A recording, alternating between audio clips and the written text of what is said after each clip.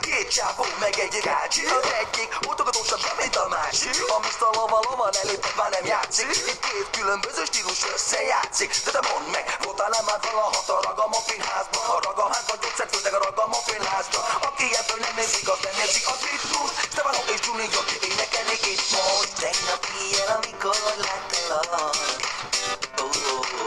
Nem szóltál, csak könnyedén rám nevettél. Lentapádban másra néztél, majd félre mentél, de mint a félnél. Minden temetnél a múltadon. Figyelj, ne haragudj testvérem, de a nő enged kamel. De ne idegeskedj, én voltam itt már előbb haver. Nem tudom, hogy miről beszélsz, én vagyok jó nála. Elkaptam a gácsit, úgyhogy enyém lett a pálma. Amit te elkaptál, ez maximum egy nátha. De nem baj, ez bátya, próbálkozz csak hátha. Old el azzal vagy öcsém, de mit képzelsz magadról? Vonulj vissza, de előbb még szállj le a csajomról.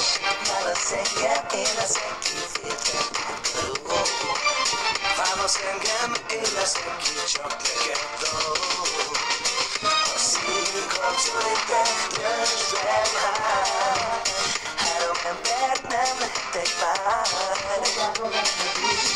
Válasz engem, én leszek kiféltem. Válasz engem, én leszek ki, csak neked dalol.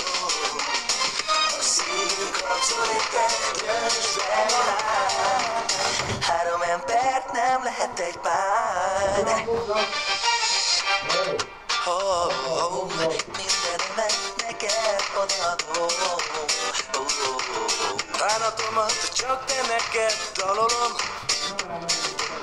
Nem mondd azt, hogy őt választod. Kérlek, hogy még nekem egy esélyt. Ne legyen a szíved kőkemény. Miért van az, hogy te is ott vagy mindig, ahol én? Miért nem találsz magadnak egy másik csajt, öcsém? Ne haragudj testvérem, de ezt rosszul mondod, bátya. Úgy tűnik, hogy engem választ, itt van a mobilszáma. Egész ilyen szórakoztunk, velem mulatott. Stefano a nyerő, úgyhogy neked gyunikodsz. Mit emergetsz, otthon várnak téged a gyerekek. Talán meg... Sziasztok! Ebben a videóban zenélni fogtunk, de már megcsináltuk, úgyhogy lájkoljátok ezt a videót, és iratkozzatok fel. Na, sziasztok!